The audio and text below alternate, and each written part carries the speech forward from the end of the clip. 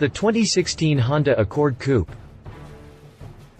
The 2016 Honda Accord Sedan is one of just a couple of cars that defines what a mainstream mid-sized car is.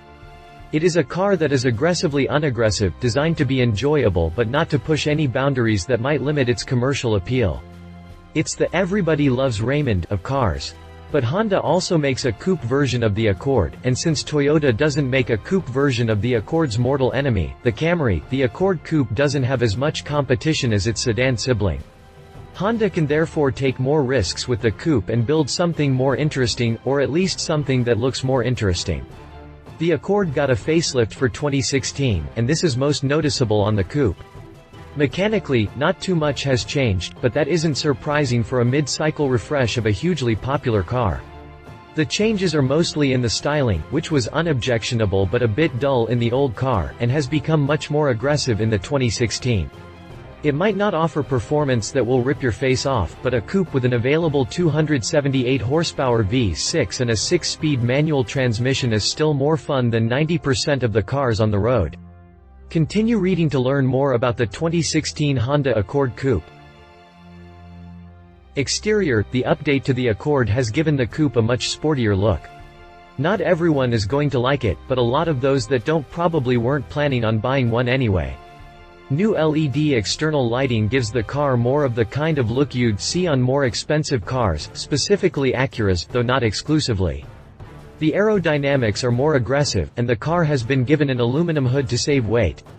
These are good sporting touches, but the sportiness stops short of becoming absurd. After all, this is not a sports car. Exterior dimensions. Interior. This a very roomy car for a coupe, and although backseat passengers would surely prefer a 4-door for ingress and egress, they won't be uncomfortable once they've settled in, and it could be so much worse.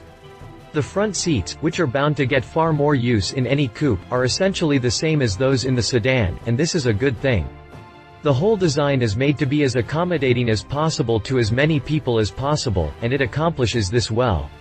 The car comes with both Android Auto and Apple CarPlay for the optional infotainment system, which is absolutely the best way to go for these kinds of things, seeing as your smartphone is already basically an infotainment system that you carry around with you. Honda is also now including Honda Sensing as a standalone option for trims that don't include it as standard. This is actually a whole suite of driver aids, including lane keep assist, road departure mitigation with lane departure warning, adaptive cruise control and collision mitigation braking system with forward collision warning.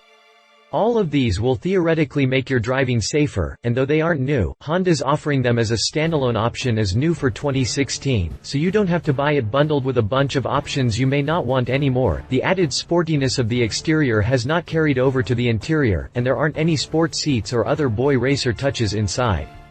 The 2016 model is quieter on the inside than the outgoing model, another example of how this isn't a sports car.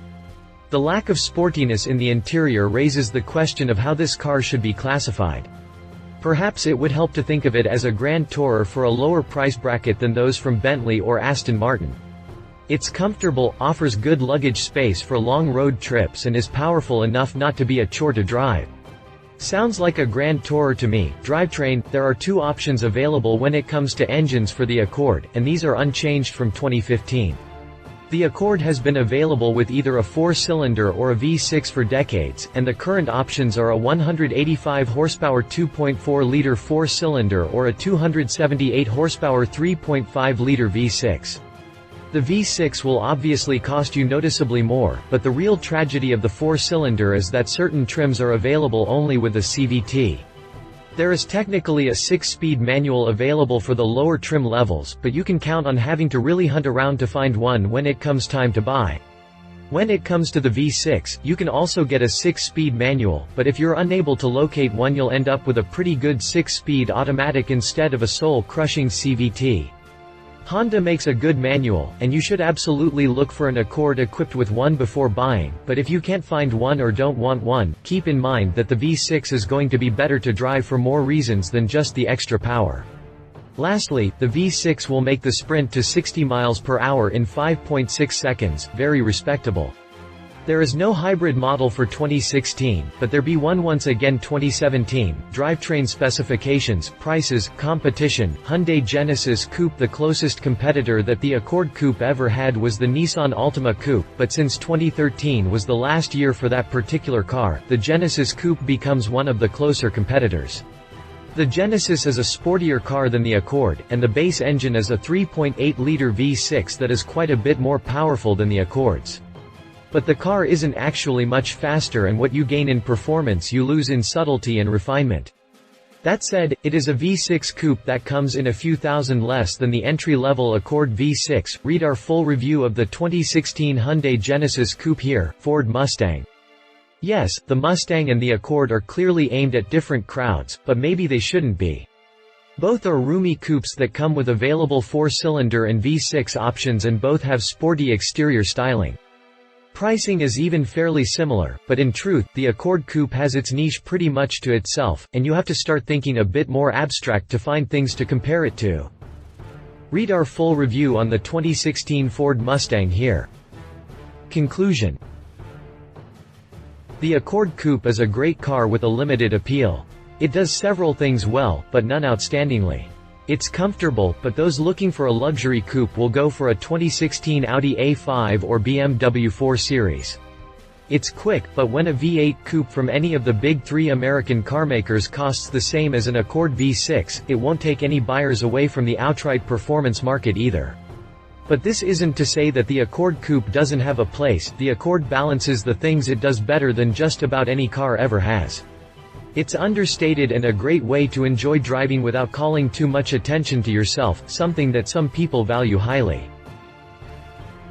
Love it looks that finally walk the line between boring and flashy, better performance and handling than you'd ever expect. Extremely well thought out cabin. Leave it jack of all trades, but master of none. Styling might be going too far in the sporty department. CVT is the only option for some trims. If you liked this video, please share your thoughts in the comments below and don't forget to hit the subscribe button.